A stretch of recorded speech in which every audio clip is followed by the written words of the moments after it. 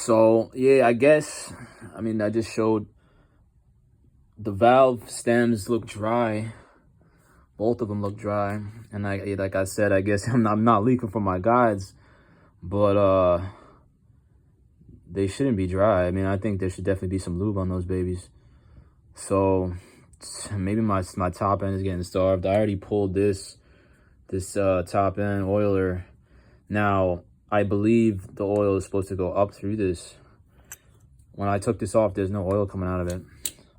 Now, I don't really know because I took this hose off my iron head, and when I did it, not really any oil came out of it anyway. So I'm not really sure if that's a sign that we're not getting oil. Maybe it only pumps when I'm running. But, I mean, there's oil all on my push rods. I'm assuming that I think it comes back down from the top end through the push rods. I got to check the manual. But if I'm getting starved in my top end, I need to get to the source of that. Otherwise, something else is going on. The bike was running good. There was no sound, so I'm assuming maybe I starved of oil, and yeah. So I mean, when I rode yesterday, I hope I didn't do any damage, but I guess we'll find out.